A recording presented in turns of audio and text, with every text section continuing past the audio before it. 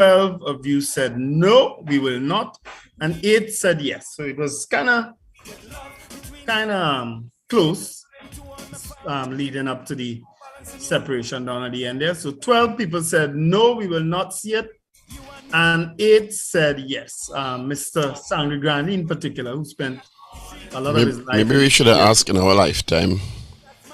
Yeah. Well, Mr. But I guess 40 years from now, who knows? Everything will be camera anyway, so I guess that falls into the category eventually. But maybe we should ask in our lifetime. The uniform might come built in with it. Yeah. You know? But they go mash it up too. They go somewhere they go dip it in the water. Mm-hmm. Yeah. They may want that. Tell me what they want. That's the excuses. Every stage of the way where they're becoming accountable for what they said about it, implementing it, they get an excuse to kick it down the road. Yeah. Every time.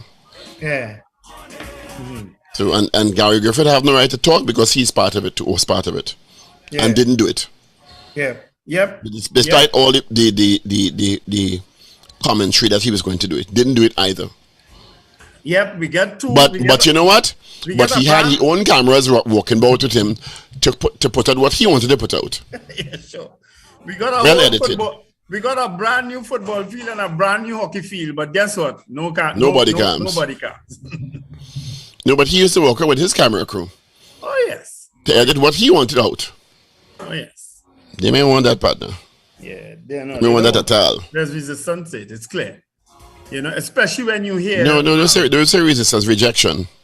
Yeah, well, as I said, Brent Batson had on a dash cam. That's a traffic police.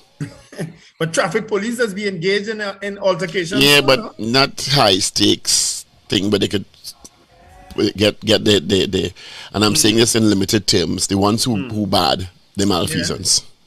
Yeah. Them is the one who put on a body cam. Yeah. The ordinary one who ain't involved in no bacchanal now. Them who want to go on like mover, yeah, they ain't putting on a body cam. So they could take a body and fling it in the back of car and drive off. Oh God. And then lie about it. And we have these we had a lot of squad cars, if you remember, with a swivel camera on the top. Yeah, I hardly top see of the those. car. We still have them. I don't know what became of them. Have they ever recorded anything? They could swivel, so it's a 360-degree camera on the top of the car. Yeah. You know, that's a film dog crossing the road. People don't understand how technology will work, and how important it is. Wendell Stephen. Technology is accountability. In high stakes circumstances, they don't want that. You feel them who went up mover was putting on the camera? No. But the police also, most of them, that is to their credit, they depend on you to provide them with footage to aid them in their execution of their duties. For instance, remember I told you all about when it suits them. Remember I told you all about a car that was parked up in front by me. It stayed there for almost 72 hours. But 48 hours later, I called the police. I called our superintendent of police at City Police. And he immediately dispatched 3 officers who came to me. And I showed them the footage of when the car came, how long the guys sat in the car. And the car has been there 48 hours. They now took up their phone and they radioed stolen vehicles to check to see if the vehicle was a stolen vehicle and whatnot. Yeah, because they will park it up somewhere. Yeah, and so they did all that. Credit to the police, Constable O'Neill, Rampasad, and Mitchell from the city police, right? Because those guys who I reached out to. And they came and they did all that. Well, they walked up to the station after. They drove up to the St. James station after and asked if the St. James station could get involved in wrecking the vehicle from there to by the station, because we don't know what's the situation with the vehicle. So eventually, the day after, a wrecker came and removed the vehicle. I don't know who organized for the wrecker or whatever, but I wasn't around that day, but I got footage of a wrecker removing the vehicle the following day. You understand? But they depend on us people in the area to provide them with footage for the execution of their job. I know someone Under whose car was certain stolen circumstances. I know someone's car that was stolen on Friday night and Saturday morning.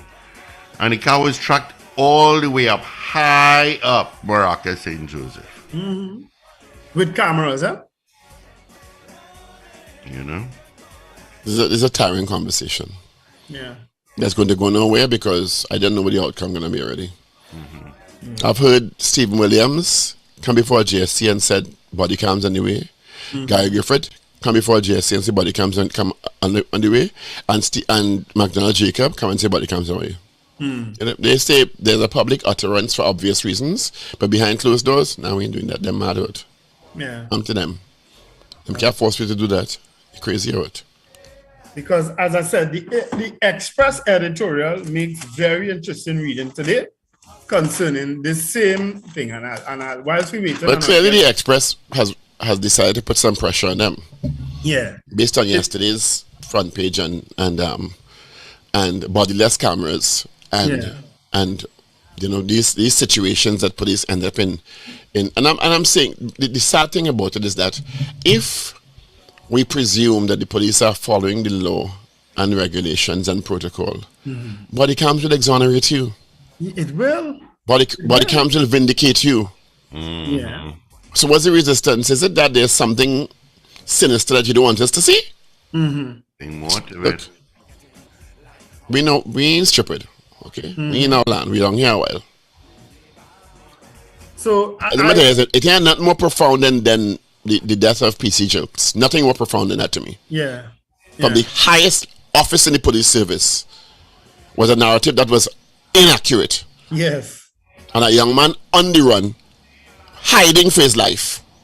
Yeah. You know how frightening that is? Yeah. And it's his name and character dragged through the mud as a killer of a police officer.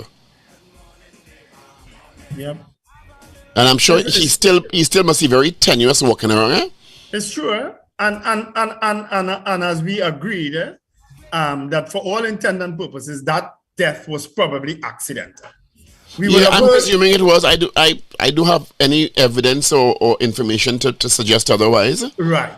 So take that in the context of other police killings that we would have had of police officers, or where there were allegations with PC Salvery down La Tinta. We had PC Bernadette James in the bus. So there were sort of conspiracies swirling around those deaths, right? So it happened with police officers, against police officers, with other police officers, right? And we would have had accidental shootings in police stations with gun being clean and going off and all these things, right? Yeah, we would have had incidents like that, right? But this one with Jilks, this one, they didn't even pretend it was an accident. They outright said it was that young man. Yeah, they're sure. Yeah. And the bullet came from that direction. Yeah. They outright said it was him. You know, so. And they were hunting him. Yeah. It's police, I don't know. So he actually had to break the law and evade police capture to save his life. To save his life, yeah. And to get the truth out. Yeah. He had to break the law to save his life. Because God knows what may have happened if they'd caught up with that boy. Yeah. Maybe he has fall off chair and dead and thing, eh? And then you want to know why the public has no confidence and trust in you. Yeah. And then you come up with this whole utterance now about infrastructural inadequacies. I was expecting something, you know. I am not at all surprised. I wasn't expecting that. I was expecting something. There's always something that's come up. All of them must have some grand excuse. All of them. You know what I expected? I expected the commissioner to follow the lead of Inspector Sheridan Hill, who went in a press conference and said there is no law compelling a police officer. He can't say that because he told us, and we have the tape somewhere, that the policy has been designed and completed, the regulations have been designed and completed, and training is on the way. He gave us the impression that things are afoot. Ducks are being put in place to ensure that there's the widespread use of body cameras when they become available. Yeah. That's what he told us. And the Minister of National Security, I asked a question in the Parliament, said we have 1,500 and more have been ordered. So there's an inconsistency in the narrative. Because guess what? They don't want it. Yeah. You know, when the body cams that they have now. I can't believe we have this conversation. It's so irritating. Yeah, it is. It is. The technology will probably be outdated by the time they put them on. You know that, right? Didn't the commissioner also say he will stick a red tape or yellow tape on it, some color tape, so you will know for sure that is a body cam that the police wearing? I heard him say something like that. I sure heard it, and I don't know why he chose those two colors, but those are the two colors he said. I'm sure I read or heard that somewhere, that the police commissioner said he would put a tape, a red or yellow tape on it, so that you could clearly identify that officer has on a body. You know, Richard, who is off today, and possibly tomorrow too, said something at the start of McDonald Jacobs' tenure. When you and I were effusive in praise, enthusiasm, and optimism. Not so? Yes, we were. Yes. We were against Richard, who did not think anything would change. Yes. Who thought McDonald Jacobs represented the status quo. Yeah.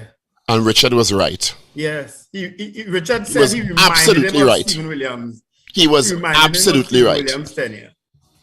Yeah. So you and I were, why give him a chance? Yeah. No, I think he'll make a... Ragoobarsingh, take a bow. And why I was also willing to give him a chance, I have had interaction with McDonald Jacobs, acting commissioner, before, when I think he was a senior superintendent.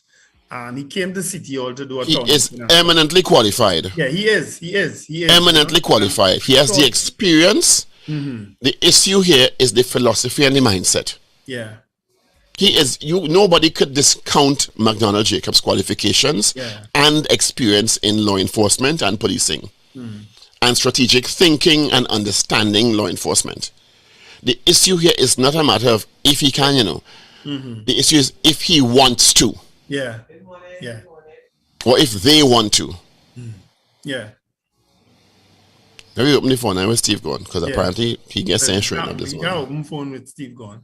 But to cap this off, I will just talk a little. The editorial in today's papers starts off. For over 2 years, the Ministry of National Security and the Police Service have been making grand announcements about body cameras being purchased for use by officers.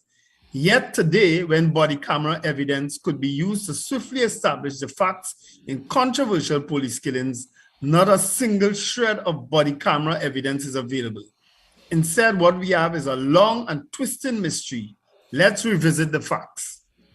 In July 2020, so we're talking 2 years ago, after years of public demands for officers to be equipped with body cams, then Commissioner of Police Gary Griffith announced that an order had been placed for 1,000 cameras.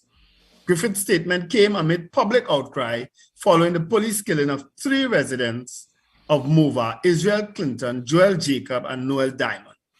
Griffith said he had ordered 1,000 cameras in addition to another 180, which had come fully operational. Regarding the funding, he said he had found some avenue for changing his budget because this is a matter that must be dealt with. 2 years ago, right? The 1,000 body cams were to be issued to frontline officers, including all officers in the since disbanded SORT, the Interagency Task Force, Guard and Emergency Branch, and task forces in all divisions, among others.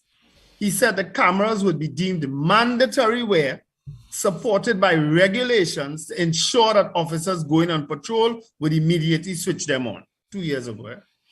7 months later, in February 2021, amid raging public controversy over the deaths of 2 men who were taken into police custody following the murder of Andrea Barrett, then Minister of National Security Stuart Young reported he had met with Griffith and that special units within the police service would soon be equipped with body cameras. This is February 2021. A month later, in March 2021, Commissioner Griffith announced a second batch of 1,500 body cameras, saying that his request for funding had been recently approved and that the cameras would be issued to all frontline officers. So this is almost a year later, right? 8 months later. An entire year would pass before the subject of body cameras would again be resurrected. On March 15 this year, National Security Minister Fitzgerald Hines, declaiming with typical exuberance, told the Senate, that's by you, Paul, that 1,000 body cameras had been acquired by the police service through his ministry. So that is, you're beating your chest now. Very happily. And more to come. And he said that more to come. Yeah, well, let me quote him. Very happily, I can report the Trinidad and Tobago Police Service is currently in the distribution phase of body cameras, having very recently acquired an additional 1,000 units for use by officers. These, he said, were in addition to the 160 functional body cameras already in use. Hines assured the Senate that the cameras were all being deployed to maximum strategic effort across Trinidad and Tobago Police Service. Now, almost 4 months later, the public is being told by Acting Commissioner McDonald Jacob that no such deployment of body cameras has taken place due to lack of technological infrastructure. So he lied to us then. It's a movie. So the commissioner lied to us then. Well, somebody lying. Well, let me not say lie, misled us. Well, the Minister of National Security told the Senate that the body cameras Recording in progress. I asked the question, so I must know. Good morning, Gavin Hero. Connecting. Morning. I could swear that Gavin, the shirt you have on is the color of your skin, man. I could swear his skin there. Yes. I think something's wrong with your eyes because he had either a pink or a light fuchsia shirt, and his skin is not that color. No, it might be how my camera sees. My statement: real men wear pink. I know it's pink. I don't know how he's seen that as your skin color. He looks Maybe that's his red. problem. He see all skin as pink. No, boy, So he's misdirecting himself. So everything he sees skin is pink. Behave yourself now. Good morning to you, Gavin Hero. How are you? Morning, Steve. Morning to your team and your color spectrum of speakers this morning. I mean, colorblind spectrum. Colorblind is right. Morning, Gavin here. Thanks for joining us this morning. Right. Of course, we're discussing the controversial application of body cams in Trinidad and Tobago. And Wendell just read out the Express editorial. Is it today? Yes, today. Today, and the chronology of different commissions of police, because Stephen Williams told the JSC that body cams were coming. Gary Griffith told the JSC that body cams were coming, and McDonald Jacob also told the JSC the body cams were coming.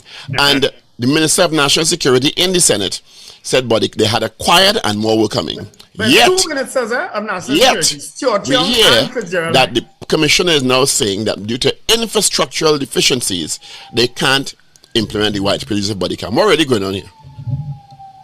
Well, first and foremost, we need confirmation. Are body cams here? I think I saw somewhere over the weekend, bodiless cams.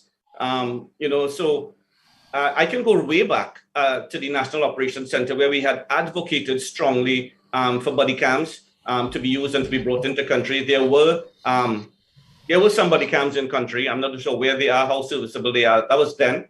And what I had advocated then, and I can't say I, but the team, that group, that focused team that was dealing with the transformation of strategy regarding national security, we said, you know what, we understand that this is going to be a bit difficult and challenging for an entire police service. And it was not only for the police. We talked about the prison service, members of the defense force, key agencies that were being used for law enforcement. Body cams were presented, communicated, researched to a great extent to understand that it is also a duty of care, protection of the victims of crime, protection of the police officers, and protection even for the perpetrators.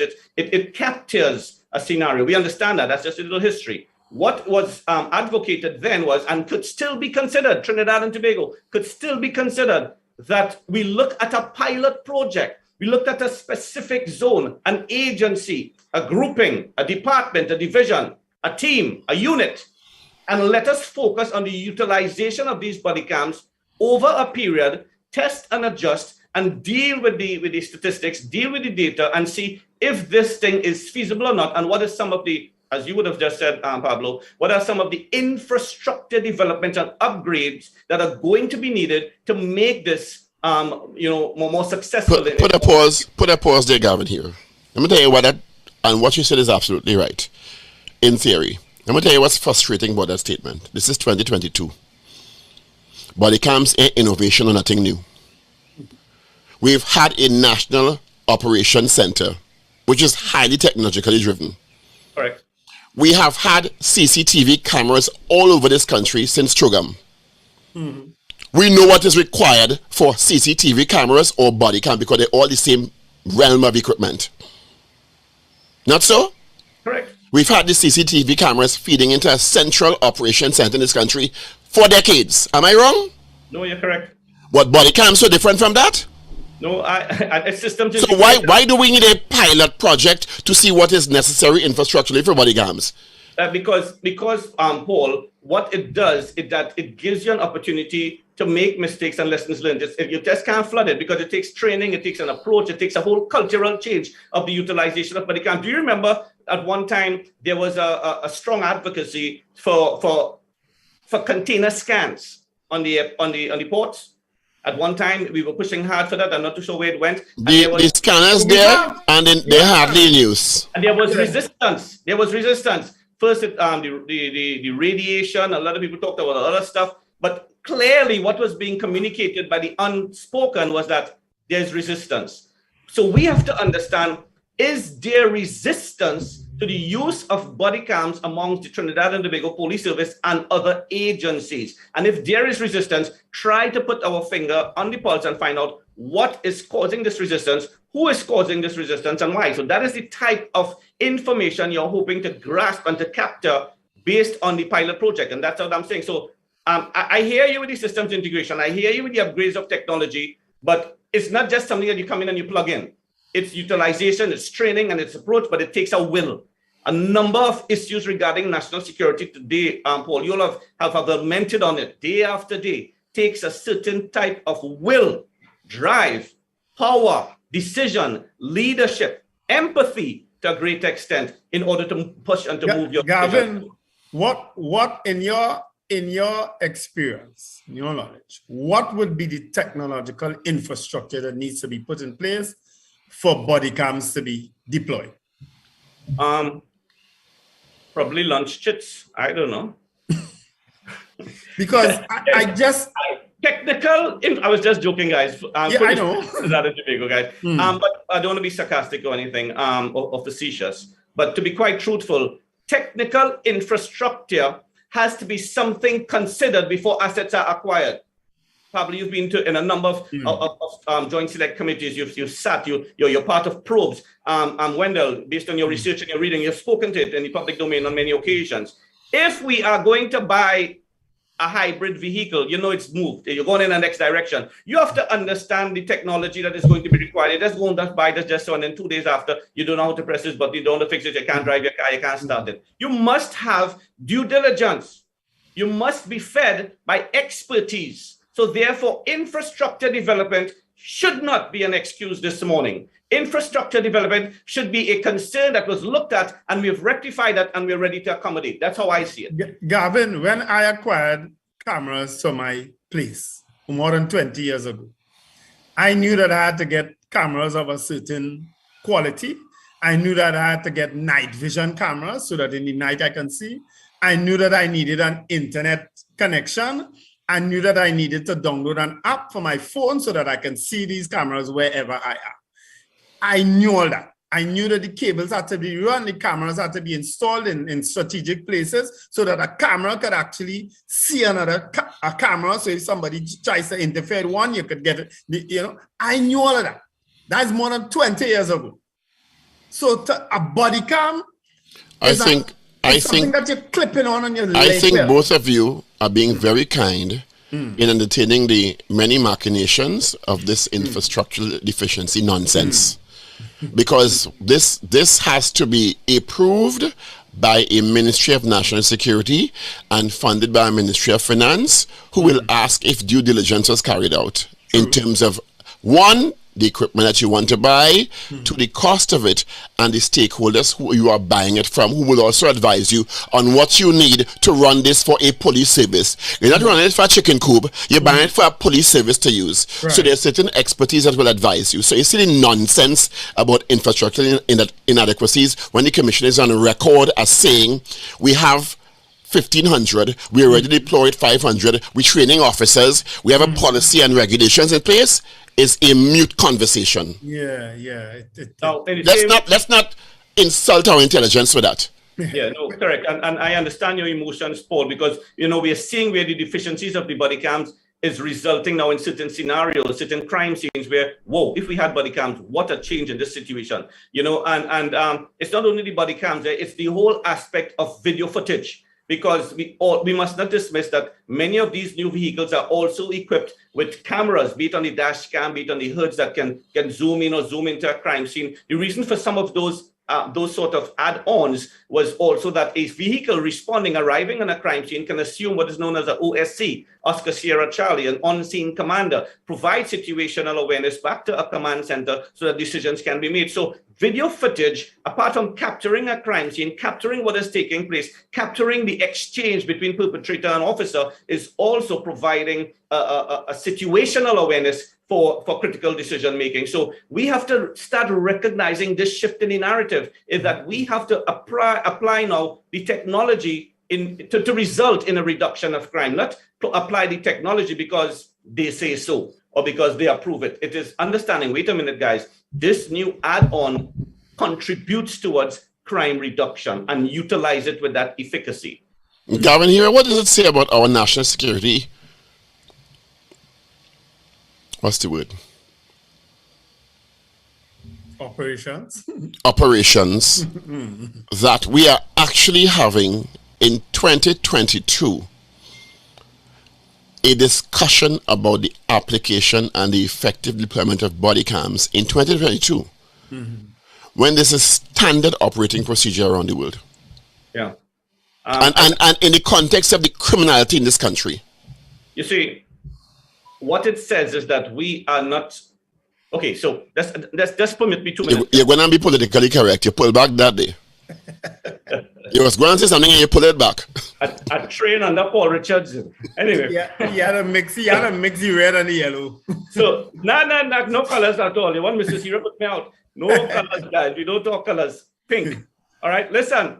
I have had conversations with the corporations, senior agencies abroad and all. I speak to leaders and decision makers, and I ask them a simple question, guys. I say, are you listing your priorities? You ask a CEO that, Paul, you've been through the whole MBA corridors, you understand that. Are you listing your priorities? Many CEOs, senior decision makers, permanent secretaries, ministers, put their hands up. Yes, I'm listing my priorities. The next question that is asked is, are you prioritizing your list?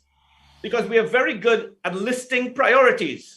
We are not good at prioritizing our list. And what that says is that maybe national security needs to up their game and recognize that if we are talking first world, if we are talking developed nation, if we are talking model for the CARICOM to adopt, we have to also look at what is taking place in the international realm. Crime and criminality is going in a different direction. We're dealing with a smarter criminal. We're dealing with a more educated criminal. We're dealing with a more organized criminal. We have key platforms, joint commissioners of the region, joint commissioners internationally. We have operational commanders that meet international, regionally. Information is exchanged, presentations are made, vendors produce certain type of information. We are seeing what is taking place and what are some of those results that can be used in our domain, culturally applicable. So my information is, guys, we need to stop, and when I say guys, I mean national security, we need to stop just taking this thing around the table. Somebody needs to make a decision. Gavin, I think the decision has been made. I'll tell you why. This country, as I said before, bought and implemented a quite robust network of CCTV cameras for Chugam with an operations center that ran those as part of the national security grid. The police, TT Police Service would have been part of that, part and parcel. So we know the learnings here. What you did is what you teach. You did strategic thinking approach to problem solving. Correct. It is not a matter of whether we know it works or not. It's not a matter of not understanding. It's about accountability and evidence gathering. Not necessarily to convict police, but to exonerate police and to present a data-driven, evidence-based account of what happened in high-stakes circumstances. This is a matter of will. This is a matter of whether I want it or I don't want it for whatever reason. That's all this is. Let's not kid ourselves. I want to do it, I don't want to do it. Many of us have bought appliances in the past. We've bought appliances and we get these nice boxes and they come home and we unwrap the boxes. We take out the Cyratex and that type of stuff. Wendell is a practitioner. You know what we do? We watch it and we say, what? I could do that. And we take the manual and we put it aside and we decide to mount it up on our own. And the blender is mounted up and it works and there are parts outside. Wait a minute. But these are supposed to be part of the whole mount up. You leave out parts and you get it working and say, I'm happy with that. Many of us in national security have had that sort of complacency in that we have the operational, what I'll call desire to do good, but we just leaving the manual, we leaving the training, we leaving the best practices on the seat, and we deciding to do it based on, exposure and experience. And I have done this in the past, so I know, forget what they're saying about this and forget what they're saying about that. This is how it happens. You learn something in the training academies, be it national security, be it in all of national security training academies, and you adopt a certain approach, and that cultural shift takes place, and you go out into the domain, you're ready to execute it, but somebody senior to you says, you see all that you learned there? Forget that. This is how we operate here. And that sort of approach has continued to chip at the trunk of our stability in national security, in that we have not made, just as you have advocated, Paul, that firm, put your foot down decision that we can do this. This is how it needs to be done. Or we want to do this, not that we can do this. They can do it. It's whether they want to do it or not for whatever reason. Exactly. The will. Yeah, but that's leadership, and right now we kind of devoid of that, because if the leaders just following, letting the people who they are tail wagging the dog. Yeah, the people who they are charged with leading, actually leading them. I'm telling them, listen, we're not doing that. We don't tail wagging the dog. Because from Stephen Williams to Guy Griffith, who understood the use, nobody understand the use of the power of video like Guy Griffith. Guy Griffith is Mr. Media. Guy Griffith walked around with his own crew to tape what he wanted to edit and put out there to achieve a particular objective. No problem with that. Because in a lot of ways it worked for him and raised confidence in the police service and what they were doing. So I have no problem with that. But it also has another a very profound use, accountability in contentious situations, which somebody don't want. Let's not kid ourselves. Somebody don't want that. They want to put out what they want to put out. But you know what I don't understand? Because in the case of let's use PC Jilts as the example now, right? Had the officers been wearing body cams, it would clearly have shown more than likely an accidental shooting, and we won't have people being suspended and probably charged because they misled a commissioner of police according to the reports. You understand? And that Wendell presents a huge presumption. True. But because I said it, it presents a huge presumption. I said without casting, because I don't know, none of us know, only them who was there know. There's the presumption, and we have no reason to discount it was accidental. Right. But we weren't there, and there's no video footage to corroborate that. Right. So I'm saying in this case, a body cam may have easily fixed that issue. We wouldn't have had a commissioner of police coming to us, or the PCA saying a commissioner of police was misled by officers on the scene that this is what took place. We wouldn't have been having this discussion today. You understand? We wouldn't have had a police commissioner embarrassing himself by going out there and saying there's a manhunt done for this man, and then had to retract that when the autopsy showed, you understand? And thank God for the autopsy showed that this man was shot at close range from the back of his head. Yep. You understand? That is just that, and that's just one in many.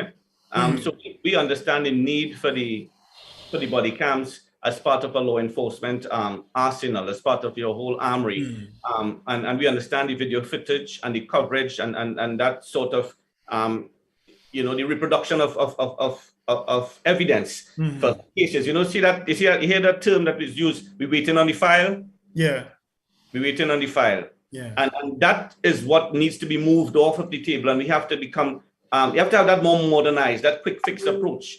And not quick fix as for complacency and mediocrity, but that quick fix of instituting the technology to have a more technologically driven aspect. The end game, we are having the discussion and the back and forth, agreements and disagreements, but the end game is crime reduction. The end game is safer and a more secured society. The end game is less stress for national security. The thing is that we have to tick certain boxes that are not being ticked. And again, it goes back to Paul's point, what I opened with is there a will to tick these boxes? Or are we going to contain this situation and move along with it? Because it brings us to the point, and I won't be able to say much longer, guys. I do apologize. But, how do we investigate now that we had a negligent shooting or accidental shooting? Blue accident, discharge or whatever. And now you have to take the word of officers who are on record by the PC as having misled their police commissioner.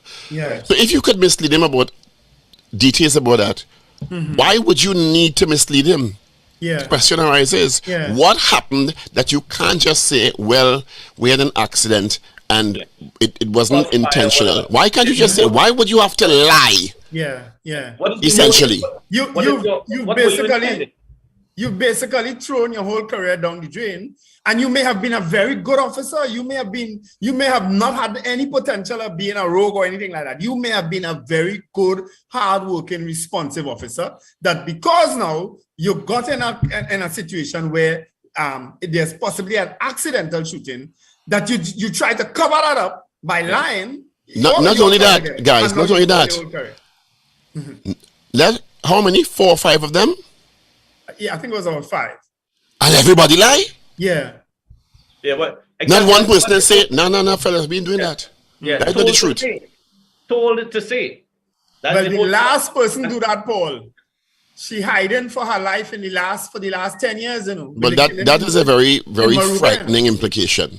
That situation in South. Yeah, in Moruga. The woman police officer in protective custody more than 10 years now, Because she dared to say, no, that's not what happened. Yeah. The thing is, not only the commissioner was misled, an entire country was misled. So that is the severity of the statement. And could that have been avoided, guys?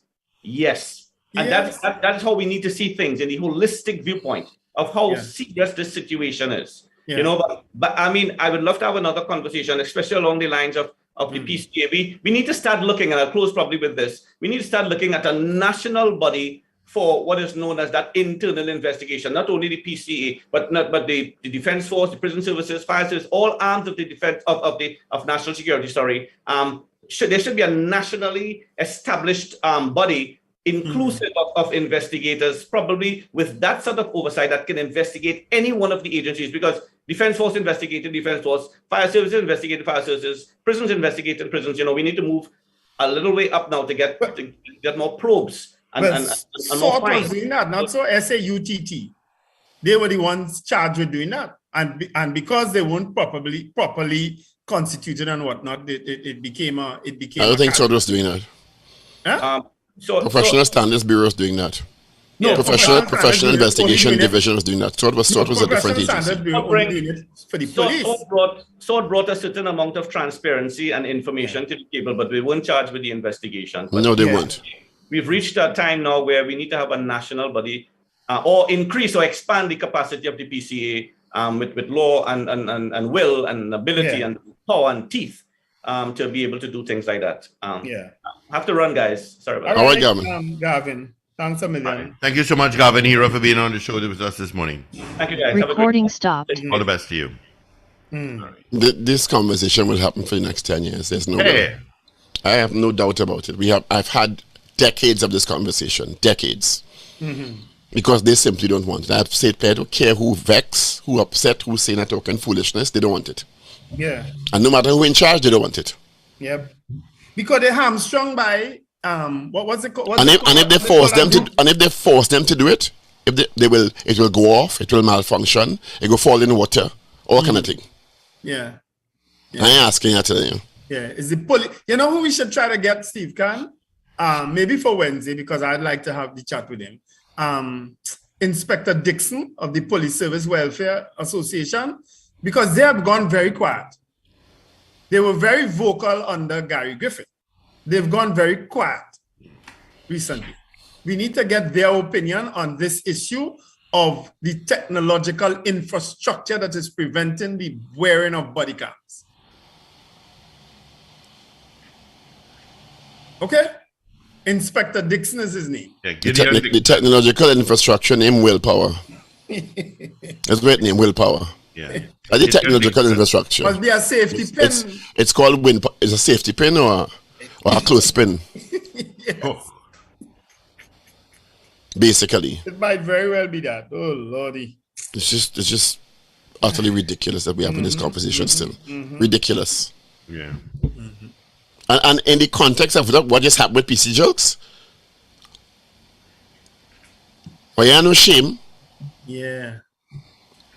5 careers could have been saved if they had on the body cam and showed that this thing was an accidental thing. Or maybe not. We never know now.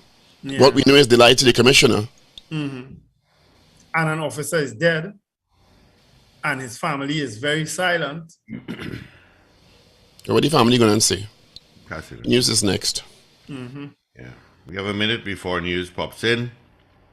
Because we'll Let's take squeeze in a calls. call now. We might have a call there. Let's squeeze in a call and